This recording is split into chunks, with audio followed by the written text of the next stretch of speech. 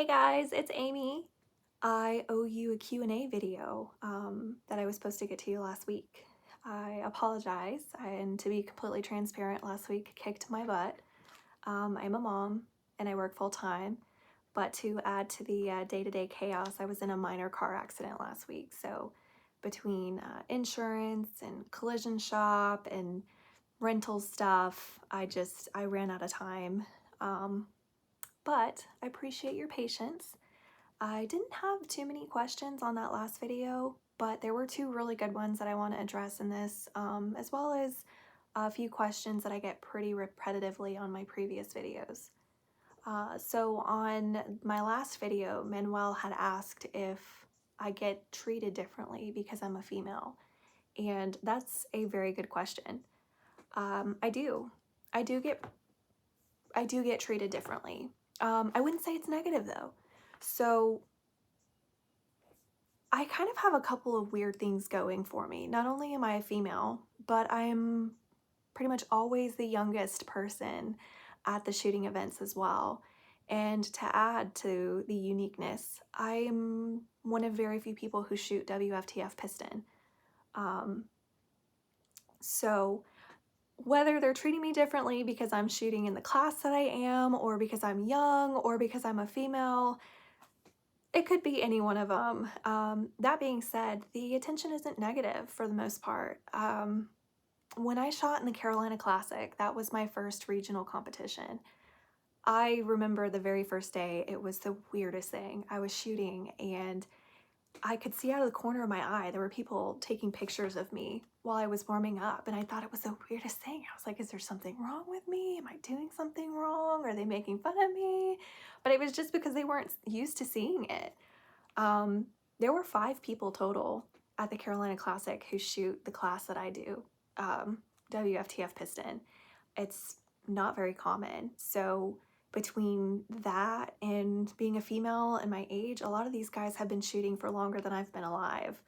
I'll be 28 next month, but yeah, so it's very interesting. But everyone was very, helpful, giving me pointers, giving me tips. It's like they want to see me succeed because it's not something they're used to seeing.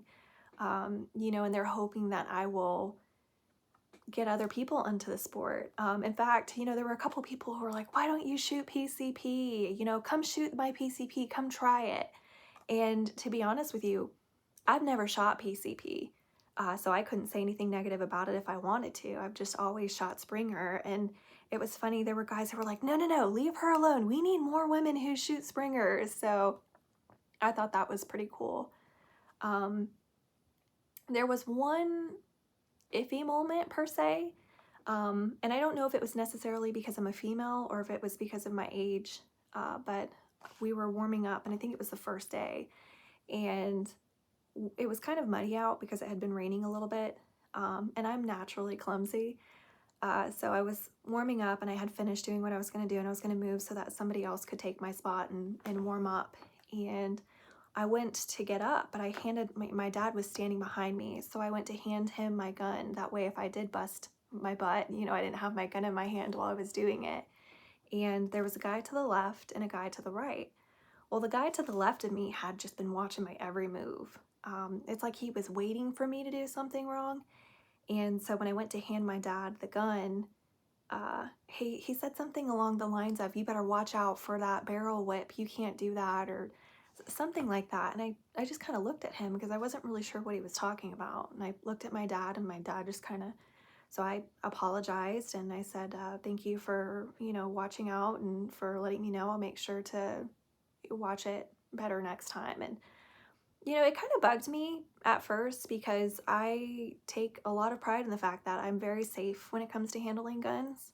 Um, I've always been like that. Hold the barrel when you're loading the pellet. Watch, I always know where my barrel's pointed. I always know where my finger's at. I don't put my finger on the trigger unless I'm ready to pull it. And I knew for a fact that when I handed my dad my gun, my barrel was nowhere near anyone. So I wasn't, that was really the only time though. Everyone was very supportive. I haven't had anything negative said towards me, or people are just so supportive.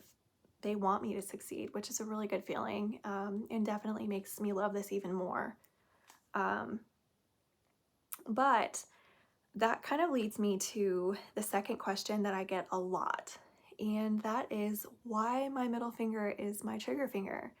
And to be quite frank, I never realized how weird that was until I started the YouTube videos. I had no idea. I've been shooting since I was 11 years old. And when I started shooting, I couldn't reach the trigger with my pointer finger. And so I've always shot with my middle finger. Well, I started getting all these comments on my YouTube videos about it. And I called my dad one day and I said, "Am I weird?" And he's like, "What are you talking about?" I mean, yeah, you're weird, but, and I said, "No, is it weird that I shoot with my middle finger?" And he was like, "Well, it's not very common." And I was like, wow, I had no idea. So I actually tried a few months ago to use my pointer finger as my trigger finger, and it was awful. I was like, how do people do this? It felt horrible. And I was like, nope, the middle finger works really well for me. I'm gonna stick to it. And I actually looked into it a little bit too. It used to be a thing. It used to be pretty common. If you look at point shooting, um, humans are naturally pretty accurate. I mean, if you point at something, we're pretty accurate. I think it was more so practiced with pistols than it was with rifles.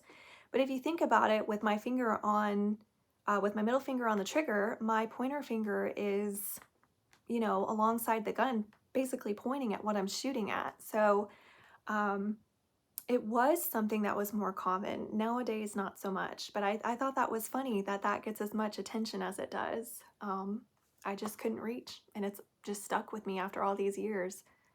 Um, I get asked about my gun quite a bit. So I shoot the Vairao HW50S, and my scope is the Hawk Sidewinder 8 to 32 by 56. And that's actually recently upgraded. I was using a different one previously that only went up to 16 magnification, and man, what a difference. That was definitely something that was a huge factor when I shot at the Carolina Classic. I couldn't see very well, since my scope only went up to 16. So bumping up to that 32 magnification made a huge difference. So I'm excited to put that to test in the next competition that we shoot in.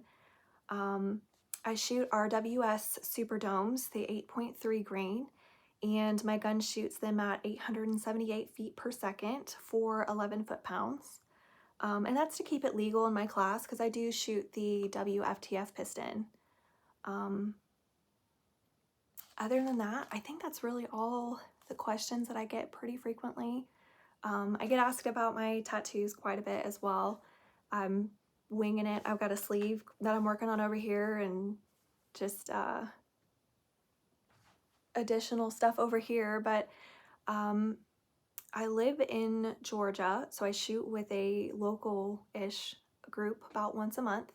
And the next regional competition that I'm hoping to take part in will be in September, which will also be in North Carolina again. So I'm super excited about that, especially now that I have a scope that is, more capable, or it's going to make it easier for me to see things. But I've also got some stuff that we're hoping to do to my stock, some other rigs that we're thinking of doing that my dad's going to help me out with. So I'm excited to do some operations on my stock, but I think that's pretty much it for me. And if you guys have any other questions or anything you'd like me to address, please feel free to comment in the video below, and I will do my best to respond.